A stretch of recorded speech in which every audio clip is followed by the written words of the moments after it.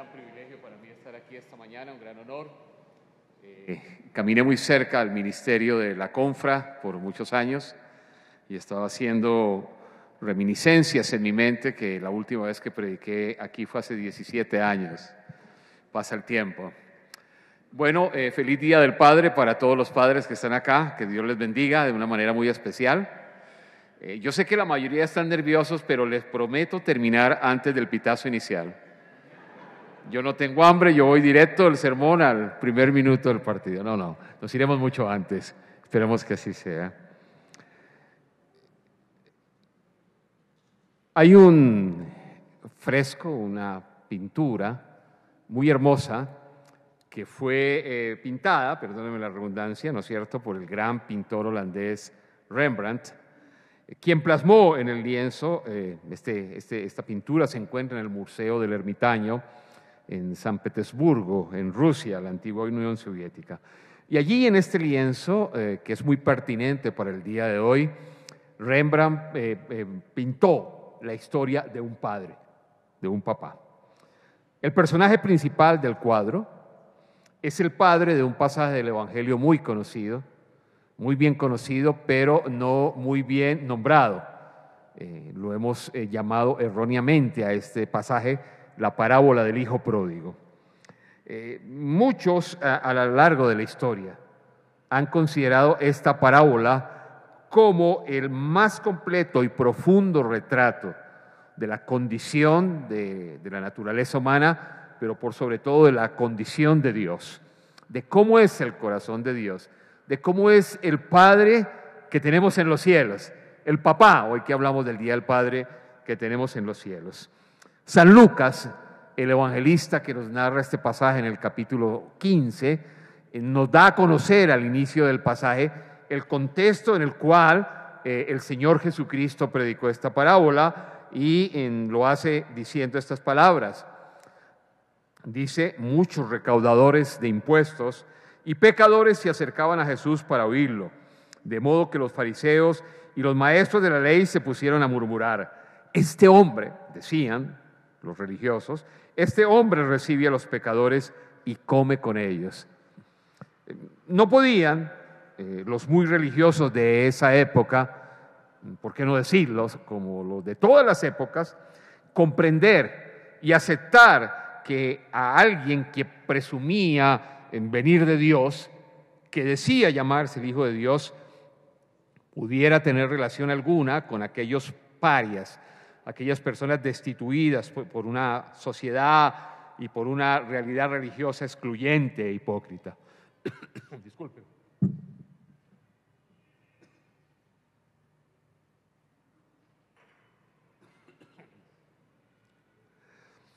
Decide frente a esta realidad, ¿no es cierto?, cuando Jesús se da cuenta de lo que murmuraban aquellos hombres que se presumían o que presumían de ser muy religiosos, decide Jesús narrarles 3 parábolas. Y estas 3 parábolas tienen como protagonistas a alguien o cosas o personas o aún animales que están perdidos. La primera de ellas tiene como centro un objeto perdido y es la parábola de la moneda perdida. La segunda ya pasa de un objeto a un animal y es un animal el perdido, es la famosa parábola de la oveja perdida. Y la tercera parábola, en esta respuesta de Jesús a los religiosos, es la parábola que yo la voy a llamar mejor, haciendo eco de lo que el pasaje del Evangelio dice, la parábola de los 2 hijos perdidos. Porque de hecho, así empieza la parábola. Las primeras palabras de la parábola dice, un hombre tenía 2 hijos. ¿No? Jesús dice, un hombre tenía 2 hijos. Es la parábola de un padre en el Día del Padre. Y yo he decidido compartir este pasaje en esta mañana por eso mismo, por 3 razones. La primera, porque se trata de la historia de un padre, como lo que celebramos hoy. La segunda, porque la relación que tiene este padre con estos 2 hijos, si bien corresponde a un pasaje del Evangelio escrito hace muchos años, tiene unas características muy contemporáneas. Es supremamente vigente, refleja matices que son perfectamente coherentes con la realidad que vivimos hoy como padres, con lo que implica la maternidad. Y en tercer lugar, y en esa línea, por la urgente necesidad que tenemos como iglesia de encontrar parámetros bíblicos, pautas bíblicas, pautas que salgan del corazón mismo de Dios, que respondan debidamente a los tremendos desafíos que tenemos como seres humanos. Y déjenme decirles una cosa, uno de los mayores desafíos que tenemos como seres humanos es la paternidad. Si hay algo que es difícil, si hay algo que es complicado, si hay algo que trae desafíos, es ser padre y todo lo que significa la paternidad. Ahora, en esta parábola encontramos dos modelos. Los dos hijos nos proveen dos modelos de paternidad diferentes. Y el primero corresponde, por supuesto, al hijo menor.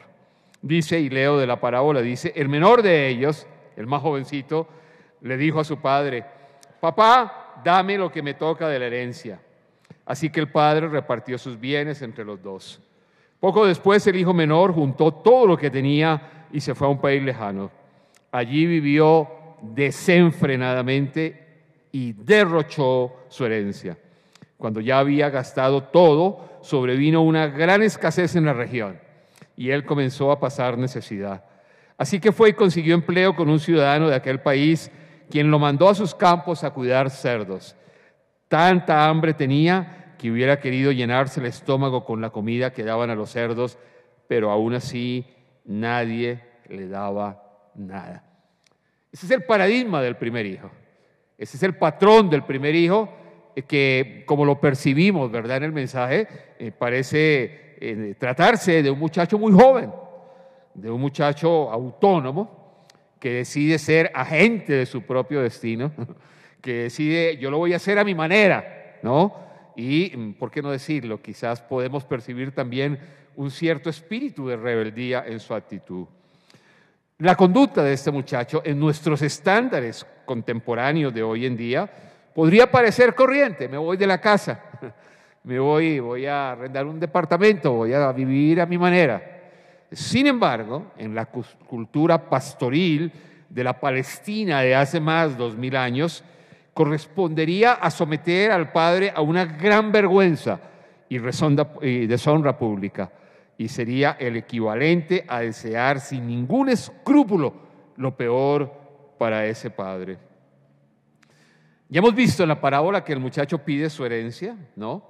Y luego cae en un proceso de deterioro muy corriente en la conducta de tantos hijos. Yo quiero aquí acercarme con profunda realidad, con profundo realismo en esta mañana, y espero que Dios me ayude a traer también una nota muy importante de esperanza que está en el Evangelio. Pero la verdad es que en un día como hoy, muchos nos acercamos a esa realidad mirando procesos de deterioro, procesos preocupantes, dañinos en la vida de tantos hijos. Este muchacho reclama su herencia y lo primero que hace es pone distancia. Se aleja del padre. Dice el pasaje que se aleja de la seguridad que le significa estar cerca del padre. Lo segundo que hace es que derrocha los recursos que el padre le ha puesto a su disposición. Se gasta la plata con sus amigos, ¿no? Y ello lo lleva finalmente a caer en un proceso de depravación producto de un comportamiento moral erróneo.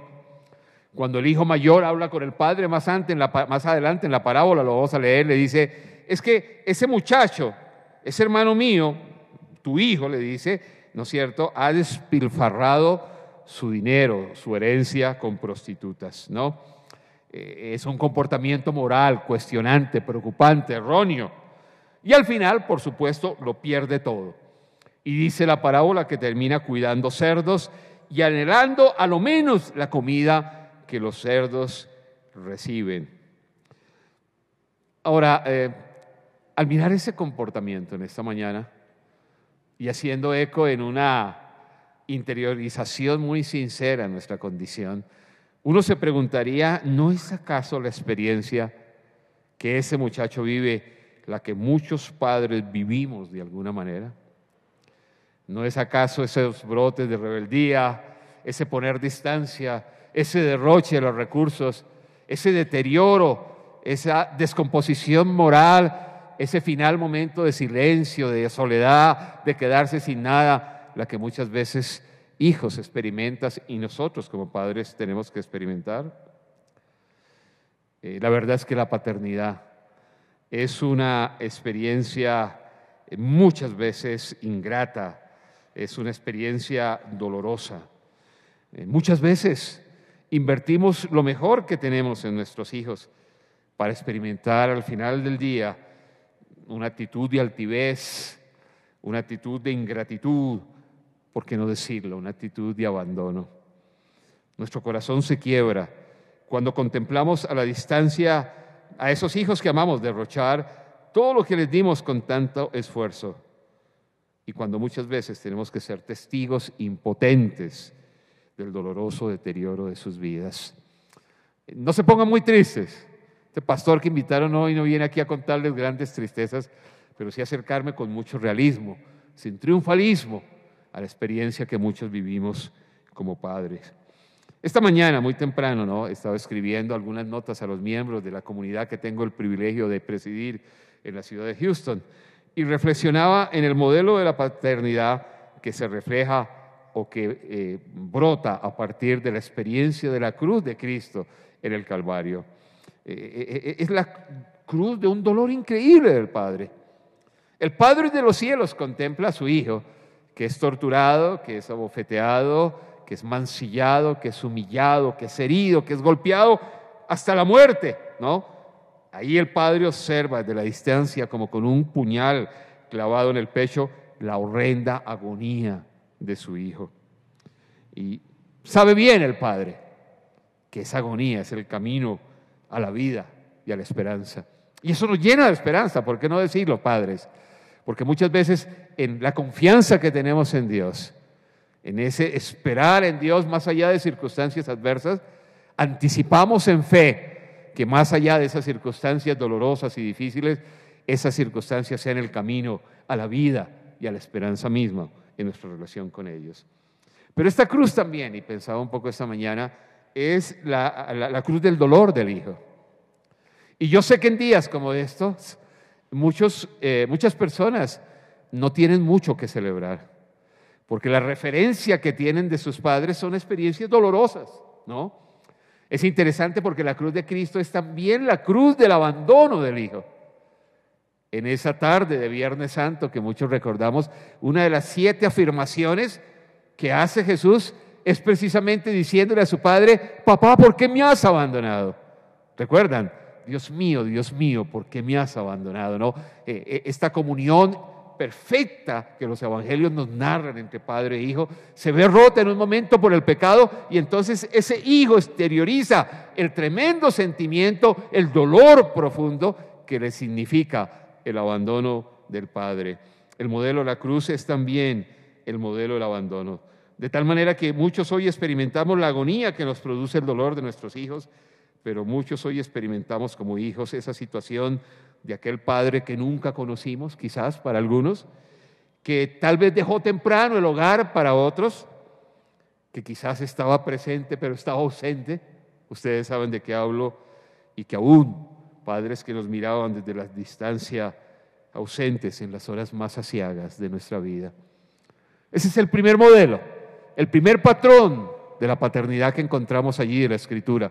Un modelo difícil, doloroso, pero que nos enrumba, que nos pone en el camino también de la esperanza que tenemos del obrar de Dios en nuestras vidas. El segundo modelo tiene que ver con el hijo mayor. El primer modelo es más conocido. Será tan conocido que la parábola llegó a recibir ese nombre, la parábola del hijo pródigo, haciendo eco en la conducta rebelde del muchacho. Pero hay particularidades en la situación del hijo mayor que son muy interesantes. Leo el pasaje en lo que tiene que ver con el hijo mayor.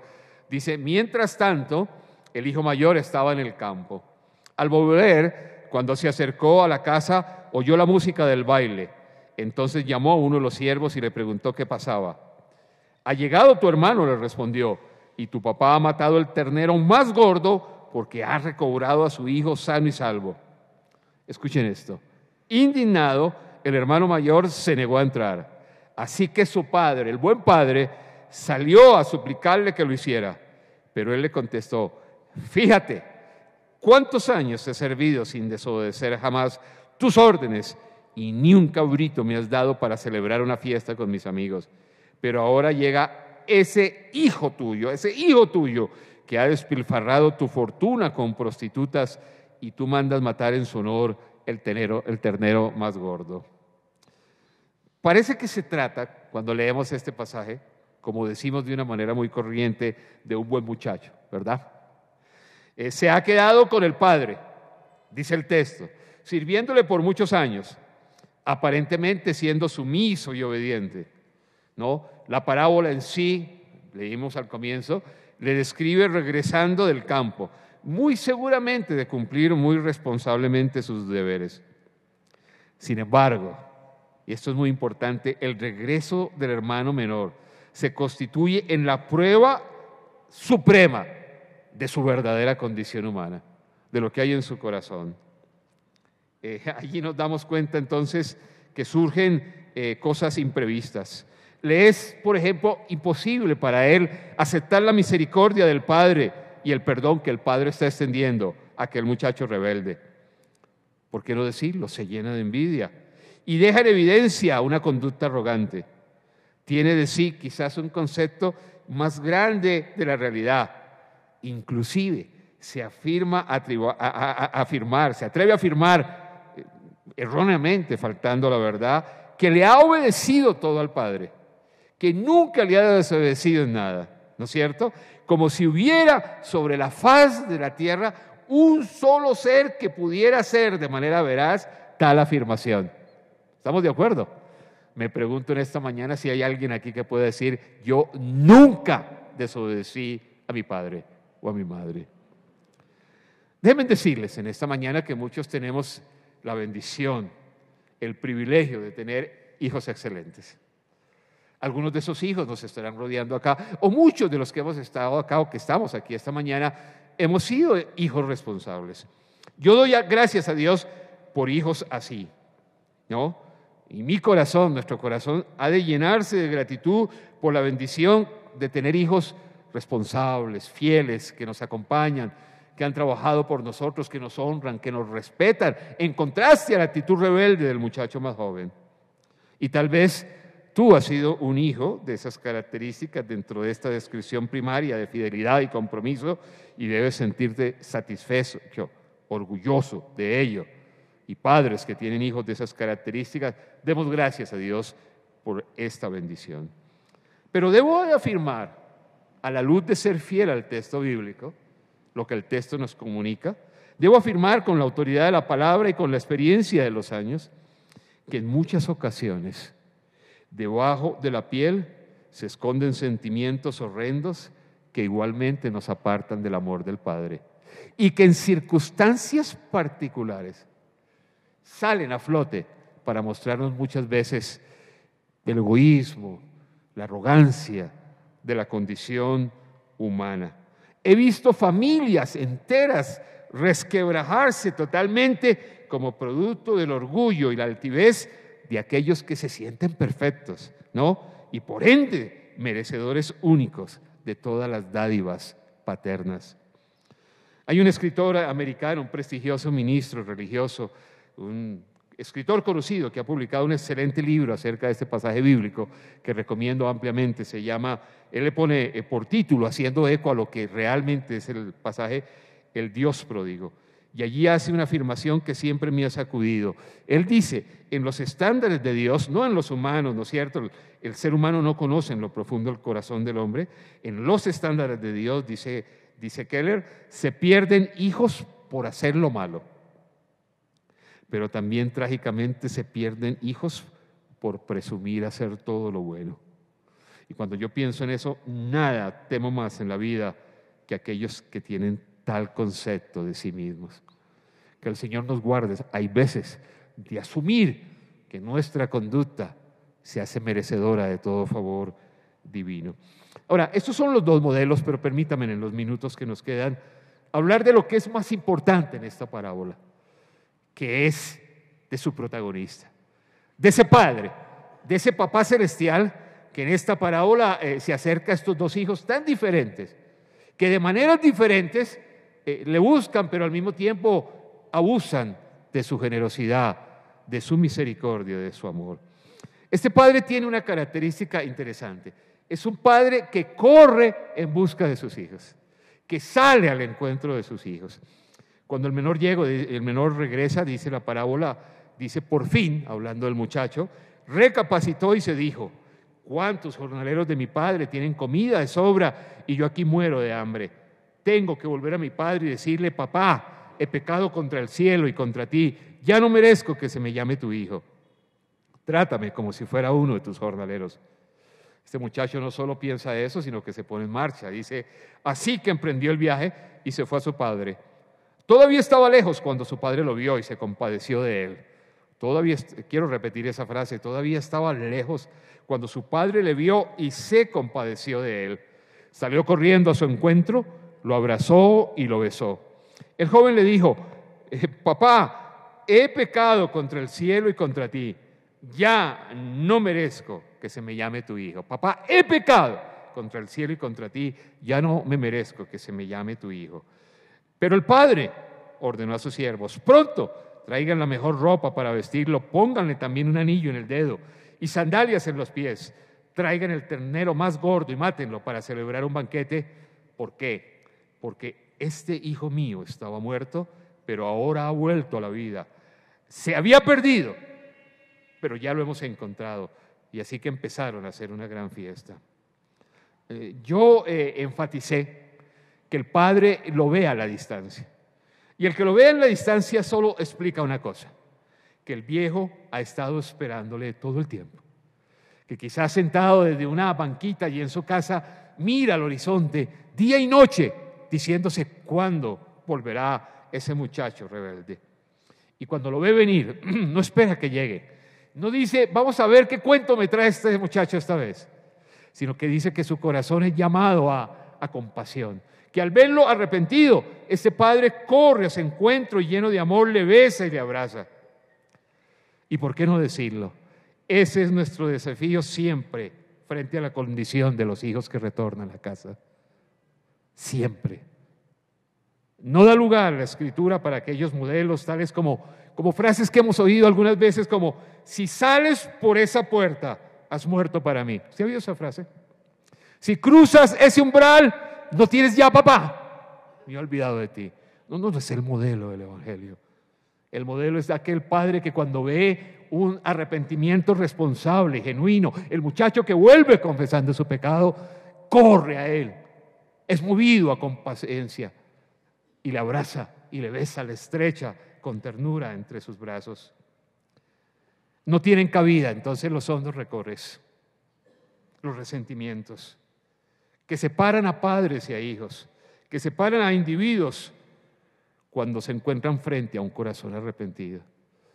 He sido pastor por muchos años, en varios lugares, y siempre me ha conmovido profundamente en mi ser el ver en iglesias, aún entre personas que nos decimos creyentes, seguir por años arrastrando rencores y pasiones que han estado allí llenándonos de amargura, relaciones rotas con seres que amamos, particularmente padres que no hablan a sus hijos o hijos que no han regresado al respeto y al reconocimiento que los padres merecen. Déjenme decirles algo. Hay una marca del evangelio cristiano que lo hace diferente a todas las religiones. Mientras muchas de las religiones del mundo, la mayoría, invitan al odio, a la guerra santa, la marca del evangelio cristiano es el perdón.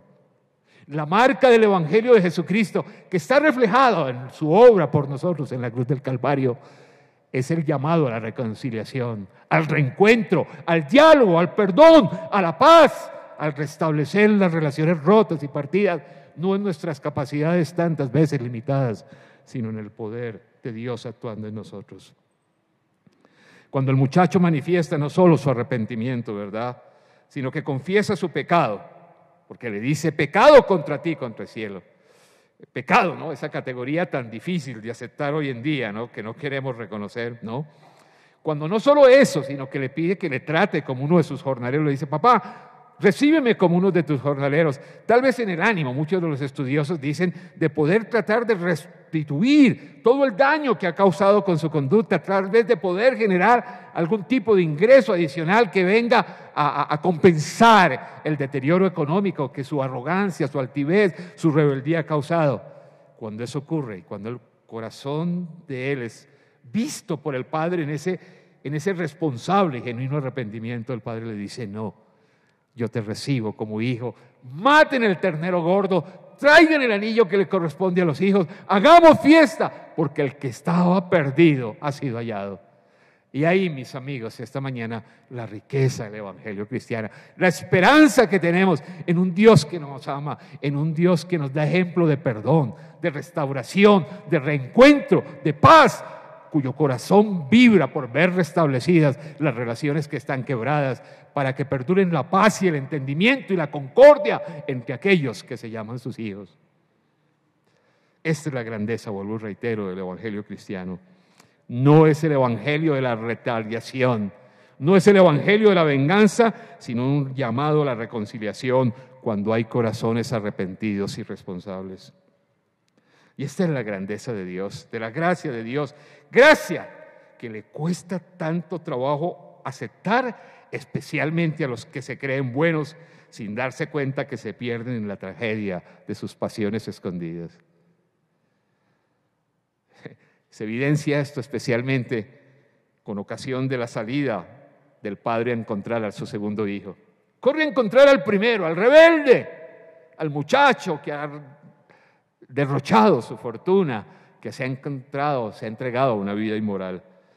Pero sin embargo, la gran gracia de Dios evidencia cuando sale al encuentro de su segundo hijo. Esta vez para rogarle al hijo mayor, al hijo que se cree bueno, ¿no?, que se porte como si realmente lo fuera. Alguien decía: ya es hora de que los buenos se porten como si genuinamente lo fueran. Dice el texto allí: hijo mío, le dijo su padre, tú siempre estás conmigo y todo lo que tengo es tuyo, pero teníamos que hacer fiesta y alegrarnos porque este hermano tuyo estaba muerto, pero ahora ha vuelto a la vida, se había perdido, pero ya lo hemos encontrado. Quiero que miremos por un instante nuevamente el lienzo de Rembrandt, el pintor holandés, ¿verdad? Porque él ha hecho un trabajo fascinante en el momento en que pintó el cuadro, ¿no? Si bien violenta un poco el texto, por cuanto realmente el encuentro de los tres personajes no nos lo muestra la parábola, sí buscó que su pintura reflejara el corazón de la enseñanza. Y miren ustedes que el hijo mayor, alguien cuando terminó el primer servicio se me acercó y me dijo: me ha llamado la atención cómo se ve de alto, cómo se ve de grande ese hijo, como que Rembrandt lo pintó grande, alto, ¿no? Y hay algo muy interesante, ¿no? Su barba, su manto, su apariencia física se parece a la del padre, ¿verdad?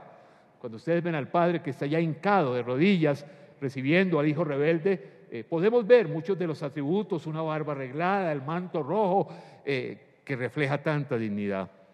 Pero cuánta diferencia hay en las manos y en los brazos del hijo mayor y del padre. Mientras que las manos del padre están extendidas para recibir al hijo rebelde que ha vuelto a casa, sin importar esa lamentable condición en que ha regresado, las manos del hijo mayor están apretadas contra el cuerpo, sosteniéndose una a otra fuertemente como para que no sean extendidas, reflejando que aún mucho más que sus manos, su corazón está apretado e imposibilitado para tener misericordia y tener perdón. Y a mí me impresiona mucho esta imagen que Rembrandt nos ha tratado de comunicar con tanta precisión, porque a lo largo de los años he conocido tantas personas que en su apariencia física, en su forma de hablar, en sus costumbres, se parecen a Dios, pero que cuando les conocemos en detalle, su corazón está tan distante de ser el corazón generoso de Dios. Por eso, el pasaje, les comenté al principio, el evangelista lo inicia con aquel cuadro en que los religiosos, los cumplidores de la ley, los que se creían buenos, se escandalizan y dicen: ¿cómo ese hombre, ese rabino, que presume ser el Mesías, el Hijo de Dios, puede estar ahí sentado con cobradores de impuestos, con malhechores, con gente mala? Es inconcebible para el religioso entender la misericordia de Dios.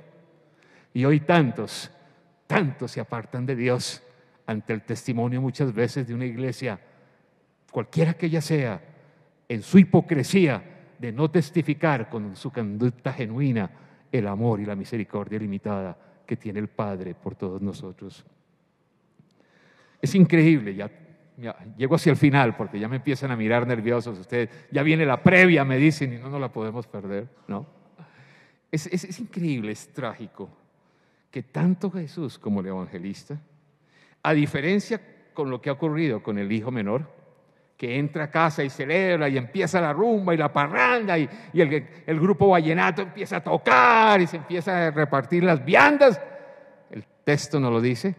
A diferencia, en el caso del hijo mayor, el evangelio guarda silencio acerca de cuál fue su conducta final. Permítanme concluir esta mañana con algunas implicaciones muy personales. En primer lugar, de todo corazón, padres que están aquí esta mañana, les felicito. No tengo la menor duda que su presencia en esta iglesia es una evidencia de su compromiso con Dios, de su deseo de ser padres en el estilo del reino de Dios, de reflejar en su conducta el carácter de Jesús, de ser padres sacrificados, entregados, comprometidos. Sí hemos hablado con gran claridad esta mañana, y lo he hecho, que el pasaje bíblico nos comunica las demandas y los dolores de la paternidad. Y hablo también para aquellos padres que en esta mañana están aquí sentados, me incluyo, arrastrando muchas veces los desafíos, los dolores, los desencantos, las frustraciones de la paternidad, y tratando de cobrar fuerza y esperanza en medio de eso, para que podamos seguir siendo fieles más allá de la conducta de nuestros hijos.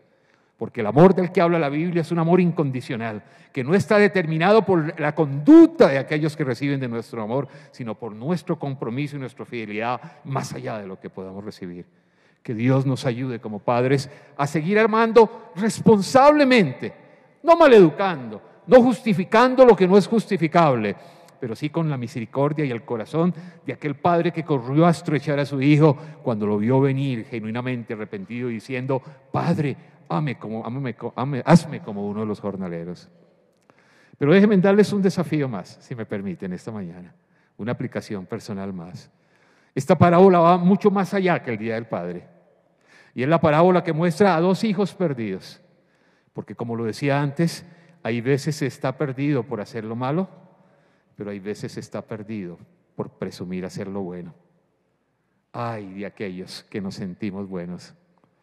Gracias a Dios por virtudes que pueden brotar de nuestros corazones. Sus rostros aquí esta mañana me reflejan el de hombres y mujeres en los cuales el Espíritu de Dios vive y que caminan en ese proceso. Pero tú y yo sabemos que cada mañana y cada noche necesitamos la gracia de Dios. Que tantas veces intentamos promesas que no cumplimos. Que tantas veces reflejamos conductas que no corresponden. Que tantas veces decimos como el apóstol Pablo: miserable de mí, porque el bien que quiero no hago y el mal que no quiero, eso hago. Y para esas personas, para ti, para mí, que cada mañana necesitamos frente a nuestro pecado recordar de ese Padre amoroso, ahí está ese papá que nos llena de su gracia, que nos llena de su amor, que nos extiende su misericordia cuando ve nuestro corazón genuinamente arrepentido. Termino. Tal vez pueden haber dos tipos de personas aquí esta mañana. Algunos que nunca, hasta hoy, hemos llegado a entender lo que significa el Evangelio de Jesús. El Evangelio de Jesús significa algo muy sencillo: que hubo un papá en el cielo, nuestro papá del cielo, que un día nos vio sin esperanza, que un día vio que nada podíamos hacer por nosotros mismos y que entregó lo mejor de sí, su propio Hijo, para que en la cruz muriera por nuestros pecados y nos diera salvación y vida eterna. Si tú nunca te has reconciliado con ese papá del cielo, aceptando el amor de Jesucristo, si tú nunca has invitado a que Jesús venga a tu corazón y esta mañana entiendes que el cristianismo no es religión, ni templos, ni ritos, ni jerarquías religiosas, cualquiera que ellas sean, sino que el Evangelio de Cristo es Cristo y ese amor de papá por mí, yo te invito a que le digas: papá, perdóname como aquel hijo. He pecado contra ti, contra el cielo. No merezco ser tu hijo. Recíbeme, así sea como un jornalero. Y te vas a encontrar con ese papá que extiende los brazos, te abraza, te recibe con su misericordia, te bendice y hace fiesta, porque aquel que estaba perdido ha regresado. Y en segundo lugar, Es muy posible que estemos acá, muchos de nosotros, me incluyo. Soy un pastor, soy un ministro. Por años he predicado el Evangelio, he tenido ese mérito y ese honor más bien sin igual, no es mérito mío. Pero esta misma mañana y unos minutos antes de predicar, sabía que una vez más necesitaba de la gracia de Dios. Mi esposa está allí, le amo, mi compañera de siempre. ¿Cuántas veces mi conducta de esposo, marcada por el egoísmo, por la arrogancia, por buscar mi beneficio propio? El Papá del cielo siempre está con sus manos misericordiosas, viendo corazones arrepentidos y recibiéndonos, metiéndonos en su casa, para que allá vivamos la plenitud de su amor y la plenitud de su misericordia. Les invito a que por un instante reflexionemos. Dios está aquí. No hemos venido a un rito o una actividad social.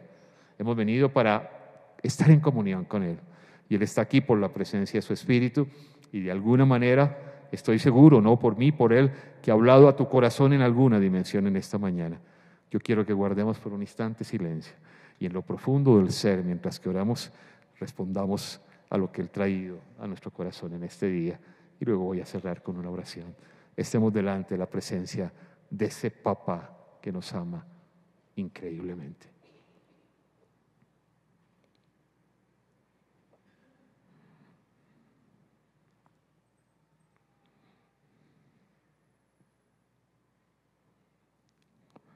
Mientras que oramos, tal vez tú nunca hayas entendido el amor del Padre Celestial. Tal vez tú nunca hayas entendido lo que significa de verdad el cristianismo, que el Hijo, en el amor del Padre, murió por ti y por mí, para darnos esperanza. Yo te invito a que hoy digas, allá en tu corazón, esto es entre tú y Dios. Si Dios te lo está poniendo en tu corazón, le digas como dijo aquel muchacho: papá, he pecado contra ti y contra el cielo. Me ha distanciado, me ha alejado de ti. He derrochado las cosas que tú me has dado.